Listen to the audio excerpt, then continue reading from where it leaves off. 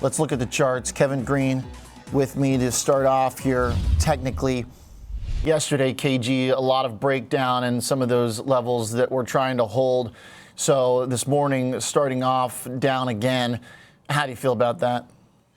Well, as long as we can defend the 200-day moving average, I think that's going to be key. Over the last 3 trading sessions, we've touched it and even broken below it, but we haven't really closed below that 200-day, which I think is going to be critical for the S&P 500. We're still in a primary range right now, right? And if we do continue to move down, what you're kind of looking at is to the downside around 5,600 right now.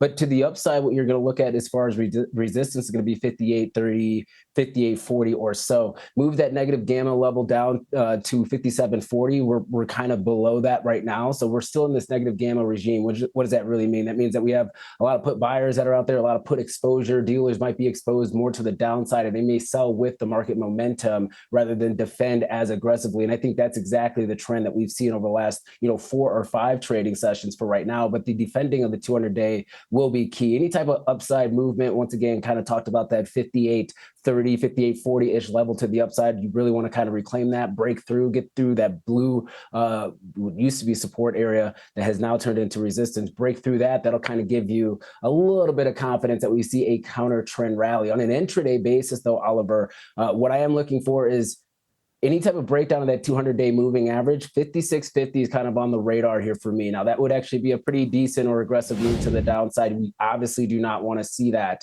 But if we do, it would actually kind of shake up the overall charts itself. It would actually be a fundamental breakdown below that September support area, that resistance area that turned into support that now is going to be potentially tested here. To the upside, 5,800. Anything higher than that, 58.35 here is the positive gamma area for today. We have this channel that has been, for the most part, intact until we broke it yesterday.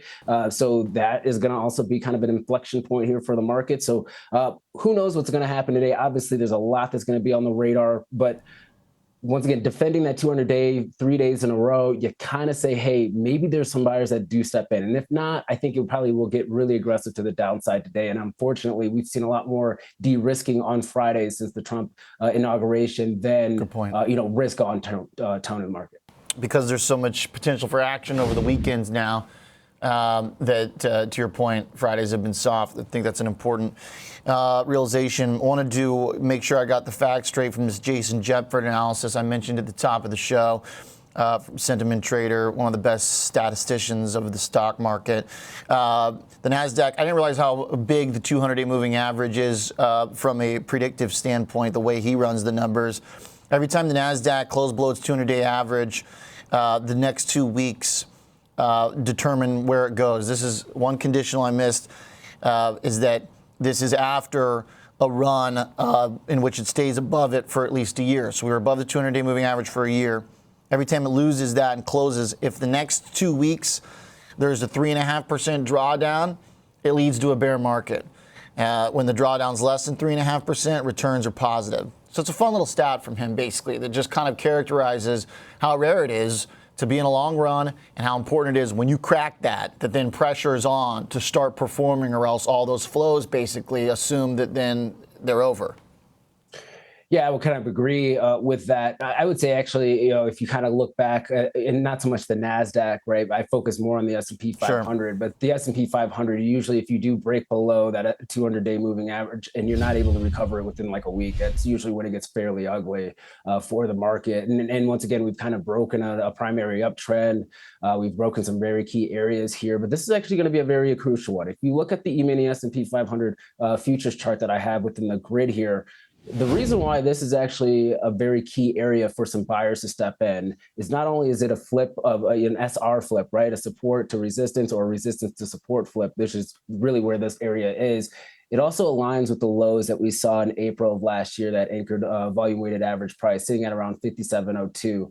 And then we also had that gap to the downside here. So you want to see some buyers kind of stepping in. And usually when we kind of break these very key support and resistance zones to the downside, it kind of unlocks or unleashes a lot more bearish activity. And that's just exemplified by the put flows that we have seen in the market. I mean, if you kind of looked at it this morning before that jobs print, Oliver, we had 3.6 to 1 put to call ratio. I mean, that's something that's very aggressive on the put side to the downside here. And you continue to see flows that are very out of the money. We talked about it in Market on Close yesterday, that 4,400 put that people were buying yesterday. I mean, extremely out of the money type of, Armageddon type of positioning is actually kind of still ramping up. So once again, I feel like 5720 on the E-mini S&P 500 is make or break for this market. I think if we break it and we break that 5700 anchored volume weighted average price, I think we go and fill that gap there. And then you probably will start hearing some more softer rhetoric when it comes to the White House as well as the Fed.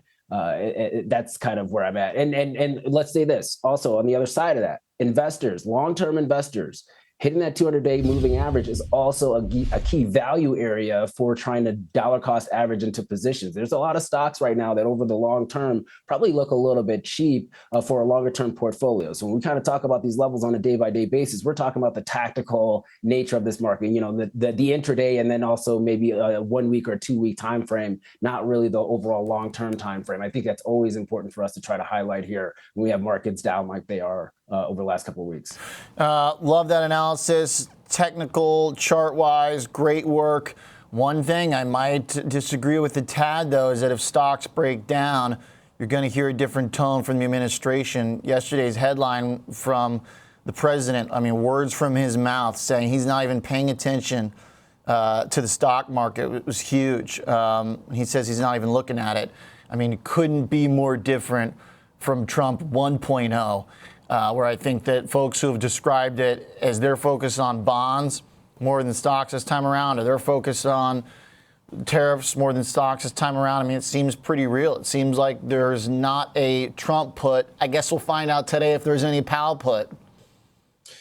Well, we'll see, right? Yeah, it might change, right? If he's looking at a bear market, he might change his mind. Yeah, actions speak louder than words. I would say that if you are the incoming president and the market's below your election win, there is a signal that is there, and no one's going to really try to put more capital to work if you're going to say that there's more equity destruction that's afoot here. And so once again, they're all politicians, both on the right and on the left, and things dynamically change as sentiment changes within the equity market as well as for consumers. So we'll see. Technically, once again, we're at a crucial point here, and I think that the technicals and the price action is going to really tell the story here for this market. Okay. Great stuff. Thanks, Kevin Green. Nice look at the charts. Nice look at the potential for breakdown.